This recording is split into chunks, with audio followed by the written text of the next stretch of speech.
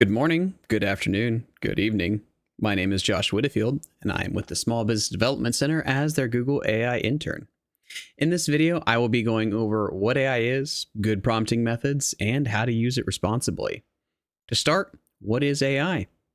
Well, it's an algorithm.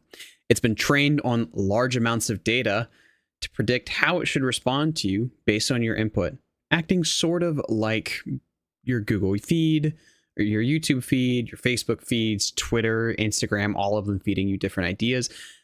AI has relatively the same method. It does not make logical thoughts like you or I. Instead, using those vast training resources, it does its best to guess the next word in each sentence to properly satiate its user. It's an assistant. It can and should be used to help you complete a task, work on a project, or dive deeper on your ideas. It does not have the ability to create original ideas, so treat it as an entry-level worker that knows little to nothing about you, what you are doing, or what you are trying to accomplish. That being said, AI is not all-knowing. As previously mentioned, it requires large amounts of data to help it generate a response to your prompt. This can make the AI feel like it has emotion or intelligence, but again, it is simply responding to what you provided. Finally, and most importantly, AI is not or should not be used as a Google search. As AI is resource intensive, if you can Google something, you should do it. And I'll talk more about why that is in a bit. Let's get into prompting AI. When you're prompting AI, you want to provide as much detail as possible. Remember, it has no clue what you want or need, regardless of your previous conversations. A caveat to this is that if you are continuing the conversation in the same chat window, most AI agents do not have a recall feature for chats outside of the ones you are currently active in. So, prompting AI, giving it as much information as possible, you're going to use the 5 W's. You don't need all of these to answer the question, but the more you give in your initial prompt, the better your initial response will be. We've gone over what information you need, so how do you break it down? I've got 3 simple steps for you. Step 1, identify your problem. What problem are you trying to solve? Are you creating a marketing plan, starting a research project, finding a bug in your code, or even practicing for an interview? AI is the Swiss Army knife of assistance. It can do much with very little, and it can do even more with a lot. Once you've identified your problem, explain the problem to AI. Break it down.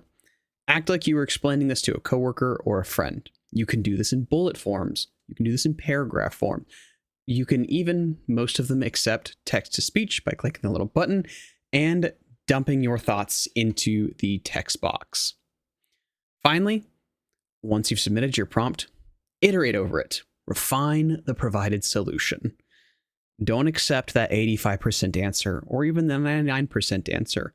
Keep going until you get the exact answer you want. This helps you train and be a better AI prompt engineer, and it helps the AI train to get a better response to you in the future. Now that we've gone over the basics of AI, let's get some practice in. Here are a few options for your prompt. I will not tell you what to choose, as each AI does something a little bit different. Some AI people advertise are simply one of the big names, just in a different set of clothes. So be aware of which AI you choose. Do your research. Each AI has different policies and stances on how they train their models, which, again, I will leave up to you to decide which model to use/support. The ones I have listed on screen are free to use. In this demonstration, I'll be using Google Gemini. Here are the prompts that we'll be practicing with. Feel free to pause the video, play with, or modify the provided prompts. I encourage you to see the differences between the bad and the good prompt. I encourage you to try working with different AI models, as each one will give you a slightly different answer. With that, let's move over to Google Gemini. You can see here, I've already worked on the prompt a little bit. We don't like that. So we'll start from the base. We'll start with the bad prompt and kind of show you why it is a bad prompt. Here, my company creates products for dogs. Can you help me create an ad for my business? Old AI models would have just spat out something. But not with the more modern ones. As you can see here, it's asking you questions.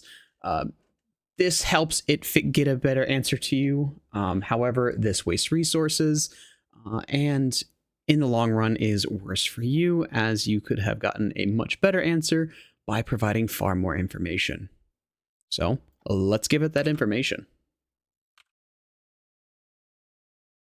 Here we're responding to its questions as well as giving it some additional information, your budgets, their time frames, and more of who your target audience is.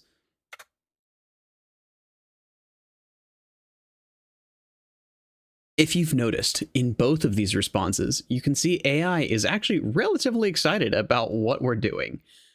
You can, whenever interacting with a prompt, you can tell it to not be this excited about your ideas. Not every idea we have is a 10 out of 10. And sometimes AI can just get a little overzealous. That being said, with all of this extra information, you can see really that AI will run away with its planning, breaking these steps down into how it identified your information and where to go. Here it goes with your core concept, platform selection, budget allocation, 7-day action plan. These are all great ways to treat AI or to give you a skeleton to work with. With that, AI should not replace people. It should not replace your creative process. It should not replace your musicians, your artists, your marketing team. AI is a force multiplier, not a force replacement.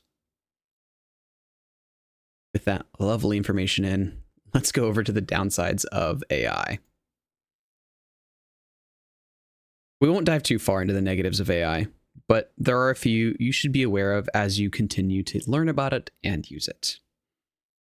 Many of you have probably heard the term hallucinations. Some of you have not, but that's okay. A hallucination is defined as when an AI chatbot states a fact that is not only wrong, but it has no information to back the statement up. We cannot truly predict when AI will generate a hallucination, but you should be on the lookout for such interactions. If you take everything AI generates at face value, you're asking for a bad time. I mentioned at the start of this speech that it consumes a large amount of resources. Every day we find ways to make AI more efficient.